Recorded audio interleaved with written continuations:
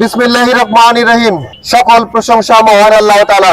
দুর্নীতিমুক্ত লালমনিরহাট চাই, এই স্লোগানকে বুকে ধারণ করে লালমনিরহাটে সম্প্রতি ঘটে যাওয়া যে দুর্নীতিগুলোর তথ্য প্রমাণ সহ বিভিন্ন গণমাধ্যমে প্রকাশিত হয়েছে, কিন্তু কর্তৃপক্ষ যথাযথ ব্যবস্থা গ্রহণ না করার কারণে আজকে আমরা এই মানববন্ধন করতে বাধ্য হয়েছি। আপনারা জানেন, সম্প্রতি লালমনিরহাট জেলার সিভিল সার্জনের অফিসে দুর্নীতির কথা গণমাধ্যমে প্রকাশিত হয়েছে, যেখানে আপনারা জানেন বড় বাবুর নির্দেশে ছোট বাবুরা প্রকাশ্যে ঘুষ গ্রহণ করছে। এছাড়াও লালমনিরহাট সদর হাসপাতালে বিভিন্ন প্রকার দুর্নীতি। বাংলাদেশের এমন কোনো গণমাধ্যম নেই যে লালমনিরহাট সদর হাসপাতালের দুর্নীতির কথা তুলে ধরেনি।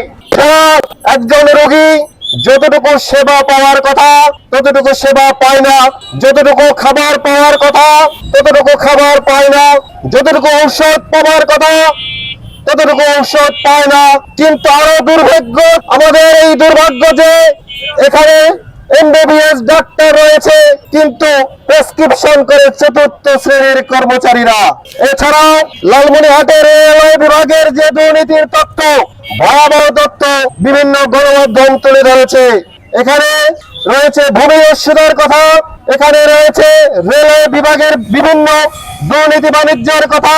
বিভিন্ন গণমাধ্যমে আপনারা দেখেছেন বড় বাবু ছোট বাবু রয়েছে, যে বাবুরা নিজেরাই টেন্ডারবাজি করে, নিজেরাই ঘুষের মাধ্যমে বিভিন্ন জালিয়াতি করে বিভিন্ন গণমাধ্যমে প্রকাশিত হয়েছে, কিন্তু কর্তৃপক্ষ নীরব, কোনো প্রকার ব্যবস্থা গ্রহণ করছেন না।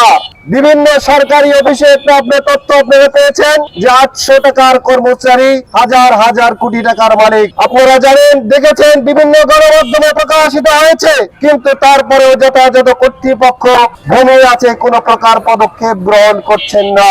এছাড়াও লালমনিরহাট জেলার বিভিন্ন অফিসে আপনারা জানেন 10টায় অফিসে আসার কথা থাকলেও তারা অফিসে আসতেছে ইচ্ছা মতো, কেউ আসতেছে 11টায়, কেউ আসতেছে 12টায়।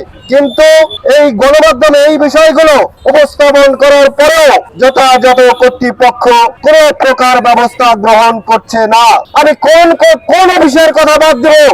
ভূমি অফিসের কথা বলেন, সাধারণ মানুষ যেখানে সেবা পাওয়ার কথা বিনামূল্যে, সেখানে ঘুষ ছাড়া কোনো কাজ হয় না। নামজারির কথা বলেন, মাসের পর মাস আবেদন করে আছে, কিন্তু কোনো প্রকার সুবিধা সাধারণ মানুষ পাচ্ছে না। আপনি এলজিডি দপ্তরের কথা বলেন, এই এলজিডি দপ্তর বিভিন্ন গণমাধ্যমে প্রকাশিত হয়েছে, রাস্তার মধ্যে মাঝে মাঝে বাঁশ দিয়ে, রডের পরিবর্তে বাঁশ দিয়ে তারা কাজ করছে, নিম্নমানের পিচ ঢালাই দিচ্ছে। বিভিন্ন গণমাধ্যমে প্রকাশিত হবার পরেও কর্তৃপক্ষ নীরব। দৈনিক আজকের বাংলা .net